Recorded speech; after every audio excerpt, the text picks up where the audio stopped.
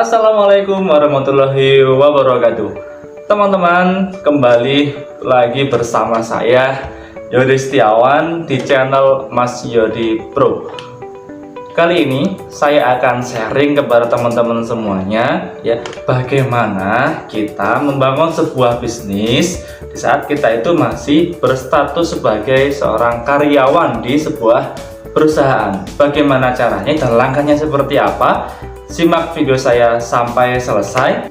Dan bagi teman-teman yang baru datang di channel Mas Yodi Pro ini, boleh subscribe channel ini, karena di channel ini saya akan sharing kepada teman-teman semuanya seputar motivasi dan inspirasi bisnis, marketing and selling, properti dan investasi, dan juga seputar dunia bisnis dan properti lainnya.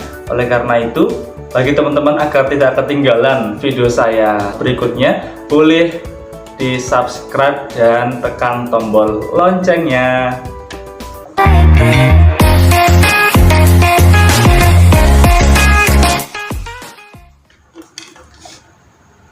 Berbicara mengenai bisnis, ini tentu menjadi hal yang sangat menarik untuk kita bahas. Apalagi ketika kita ingin membuat sebuah bisnis ya, tapi di saat itu kita masih berstatus sebagai seorang karyawan di sebuah perusahaan. Nah, bagaimana ini langkahnya? Karena apa? Ini sangat penting kita pahami. Ketika kita tidak tahu bagaimana tipsnya, langkah-langkahnya, bisa jadi bisnis yang baru kita rintis itu kemudian tidak karuan, dan di tempat pekerjaan kita itu kemudian terbengkalai. Tentu hal ini sangat tidak kita inginkan. Nah, oleh karena itu memahami bagaimana cara membuat sebuah bisnis ya, di saat kita itu menjadi seorang karyawan menjadi hal yang sangat penting agar kita semuanya bisa sama-sama menjaga saling tanggung jawab di antara sebagai seorang pebisnis maupun seorang karyawan. Nah, teman-teman, biasanya ya, kebanyakan dari kita ya itu sering mendengarkan dapat banyak motivasi ya, baik itu melalui workshop, seminar ya, kemudian melalui online dan lain sebagainya ya, untuk memotivasi kita untuk terjun di dunia bisnis gitu. Bahkan yang sering kita temukan, tidak jarang ya, kita temukan itu ketika selesai mengikuti sebuah seminar ya, tentang bisnis, tentang peluang usaha dan lain sebagainya itu ya, di waktu yang sangat singkat itu kemudian memutuskan untuk keluar dari pekerjaannya ya, dari pekerjaannya, resign, dan kemudian memulai sebuah bisnis. Nah, hal ini sering sekali kita temui ketika kita masih belum paham betul ya tentang dunia bisnis ya, kemudian kita langsung resign dari pekerjaan kita. Itu artinya secara penghasilan kita setiap bulannya itu ada yang terhenti, gaji kita kemudian tidak menerima gaji, padahal kita punya tanggung jawab di rumah. Bagaimana dengan nafkah kita kepada keluarga, anak dan juga istri kita, sedangkan bisnis yang kita jalankan juga masih belum jalan. Nah, ini tuh hal yang sangat menarik untuk kita pelajari, teman-teman. Yang pertama yang harus teman-teman pertimbangkan ya, ketika teman-teman itu ingin membuat sebuah bisnis ya, yang itu baru dirintis ya, kemudian sebagai seorang karyawan, maka yang pertama jangan keburu-buru resign ya. Kenapa jangan buru-buru resign? Karena ya bagaimanapun kalau kita berbicara mengenai secara objektif dan logis ya, pengeluaran kita setiap bulannya itu pasti ya. Bagi kita ya, sebagai seorang suami, kepala keluarga, kita punya tanggung jawab kepada keluarga kita, kepada anak juga istri kita, bahkan kepada orang tua kita. Kalau kemudian kita langsung buru-buru resign ya, karena kita itu kemudian dikompor-kompori oleh pihak luar yang itu belum tentu tahu kondisi kita ya, untuk resign lah, langsung kemudian membuka bisnis, ya, maka kita sendiri yang akan menerima konsekuensinya tersebut. Nah, maka yang pertama, jangan keburu-buru resign. Pertimbangkan dengan matang, dengan baik segala kemungkinan-kemungkinannya. Nah, kalau kita berstatus sebagai karyawan di sebuah perusahaan, pada hakikatnya kita itu juga sedang melakukan sebuah aktivitas transaksional, ya. Kita menyetorkan, ya, menyerahkan baik itu tenaga maupun pikiran kita kepada perusahaan tertentu, ya. Sebagai imbalannya kita mendapatkan gaji dari perusahaan. Nah, ini sebuah aktivitas transaksional. Jadi tenaga kita, pikiran kita di sebuah perusahaan itu kemudian dibayar. Nah, ini sebuah aktivitas transaksional. Nah, di sini kita pahami ketika terjadi sebuah transaksional, maka ada akad-akad yang harus kita penuhi, ya. Misalkan, ya, kita kerja di kantor, ya, di kantor sebagai seorang supervisor, katakanlah seperti itu, ya. Nah, di kantor ini kita bekerja 8 jam, ya, 8 jam. 8 jam kita sudah disodorkan job description pekerjaan kita. Nah, maka sejatinya selama 8 jam kita bekerja di kantor, ya, maka di saat itulah kita melakukan aktivitas transaksional, ya. Tidak boleh kita kemudian melakukan aktivitas yang lain di luar dari yang telah kita akadkan kepada perusahaan atau kantor tempat kita bekerja, ya.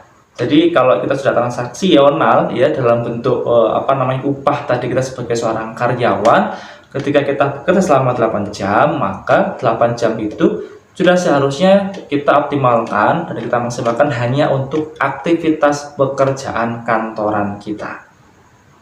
Ini, ya, itu yang harus teman-teman pegang, ya, di awal, ya.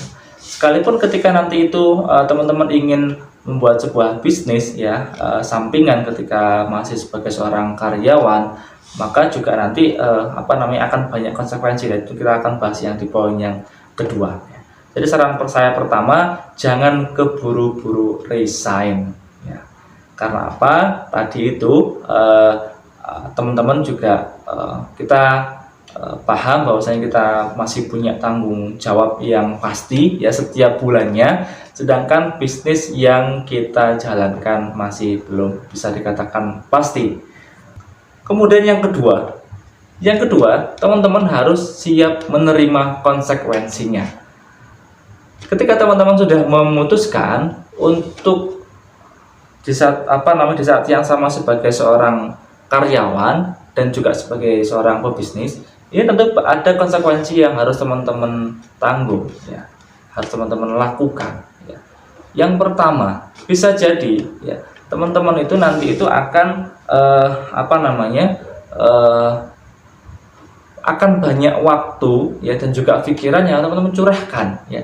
Yang tadinya itu bekerja itu 8 jam, ketika teman-teman juga memilih untuk melakukan aktivitas bisnis, itu bisa jadi lebih dari 8 jam, ya. Sehingga entah paginya atau malamnya itu kemudian dilakukan untuk aktivitas operasional bisnis, ya, operasional bisnisnya seperti itu. Jadi teman-teman harus siap untuk menerima konsekuensinya, ya. Jadi sangat mustahil ketika kita itu menginginkan hal yang berbeda namun dengan cara yang sama. Kalau kata Albert Einstein, itu seperti kita seperti orang gila. Itu tidak mungkin, ya, seperti itu. Ketika kita ingin mendapatkan sebuah penghasilan yang berbeda, lebih besar, maka kita juga harus melakukan effort yang lebih besar juga, seperti itu, teman-teman. Termasuk, ya, konsekuensinya adalah ketika kita sebagai karyawan dan juga berbisnis, waktu kita harus kita luangkan lebih banyak, ya, lebih banyak, seperti itu. Ini yang kedua, harus siap menerima konsekuensinya. Yang ketiga, teman-teman, ya, setelah kita tadi memahami poin yang pertama, jangan terburu-buru to resign, dan yang kedua, kita siap untuk menerima konsekuensinya, ya. Dan yang ketiga ini, ya, Yang ketiga ini hal yang juga sangat penting ketika kita sudah siap untuk terjun dengan bisnis dan mau resign. Yang ketiga ini sediakan dana cadangan minimal 3 bulan untuk bertahan hidup ya, untuk kebutuhan sehari-hari kita selama 3 bulan ke depan ya. Karena apa? Seperti yang saya sampaikan tadi, pengeluaran kita setiap bulan itu pasti, sedangkan bisnis yang kita jalankan di awal, kita harus di awal masih belum bisa dipastikan untuk mendapatkan penghasilan. Maka memiliki dana cadangan selama 3 bulan di depan itu harapannya bisa mengamankan kebutuhan teman setiap bulannya selama 3 bulan di awal.